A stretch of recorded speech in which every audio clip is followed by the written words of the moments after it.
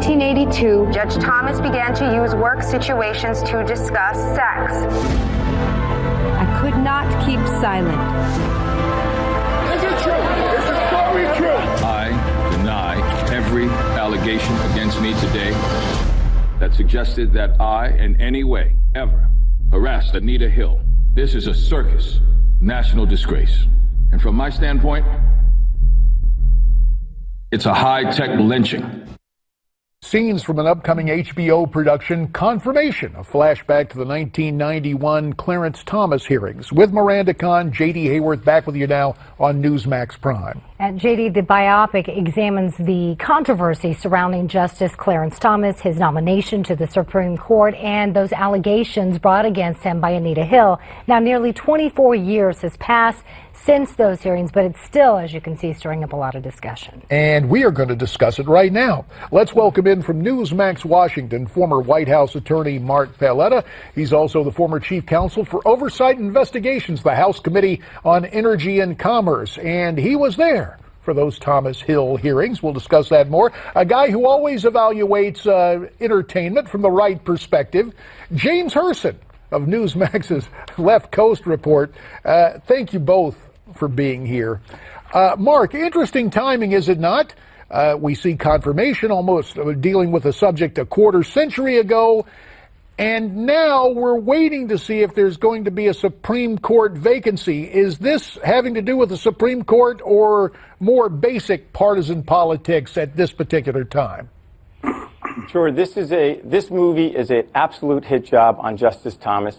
I think it was planned last year to drop in the middle of this election season to help Hillary Clinton in her run for the White House dredge up this bogus Republican war on women that the Democrats always dredge up around this time. And it's a joke. This movie's a lie. I've read the script. I was, as you mentioned, at those hearings. I was involved at those hearings. And this is as accurate as an episode of Game of Thrones. Ooh, Game of Thrones. Okay, I like that show. But James, as you just heard, several attorneys and figures that were involved in those hearings are blasting it for inaccuracies, saying it has anti-Republican bias. Do you agree with what you just heard?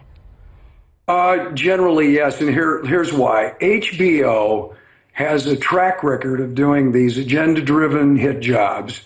And they result, of course, in liberal Hollywood in awards. I mean, they did, as you recall, they did a made-for-TV movie called Recount, which distorted the background story of the Al Gore, George W. Bush contest. That film ended up winning a bunch of Emmys, Golden Globes. Game Change, HBO is responsible for, which distorted John McCain and Sarah Palin were unhappy with that. And guess what? It won Emmy Awards. So this is a award-seeking, agenda-driven vehicle. And as Mark pointed out so well, this meme, it plays right into the war on women meme that is already being used against GOP candidates. And its timing is suspect. And certainly already people that have read the script say it's seriously distorted, including Alan Simpson, including Danforth, and including Mark, who's with us right now. And including Mark. He's a character in the film. Let's talk to him about that. If HBO wanted to make a timely movie on sexual harassment, they would have made a movie on the Clintons in their 40-year war on women, and they would have had Bill Clinton as the harasser, assaulter, and Hillary Clinton as the thuggish enforcer. They go back 25 years, and it would have been that's exactly right. They wouldn't have been able to cover that in one movie. That's exactly right, JD. and by the way, I want to ask you, though, if we can switch gears just a little bit. Actress Susan Sarandon, who, as you know, supports Bernie Sanders, but she says that she prefers Donald Trump over Hillary Clinton, speaking of the Clintons. Who do you think has more support in Tinseltown, Sanders or Clinton? Well, the passion is clearly with Bernie Sanders.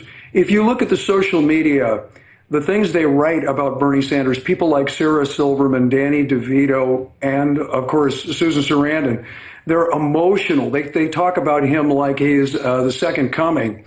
And the supporters of Hillary Clinton are perfunctory and cold, but Hillary has the big money in Hollywood. Hillary has Steven Spielberg, David Geffen, Jeffrey Katzenberg, the big bundlers. She's got a big fundraiser hosted by Mr. and Mrs. George Clooney. So she gets the money, but the passion's with Bernie. And there's a distrust in Hollywood. Go ahead. Go ahead, Mark, very quickly. Sure, and I think what people see, right, over these many years, and this is why Hillary doesn't really want to debate, because she keeps saying things that expose her true self. We'll have to leave it right there. Our thanks to Mark and James, and to you too, Miranda. Pleasure. And when we come back, more on the movie, specifically the GI Film Festival. Stay with us.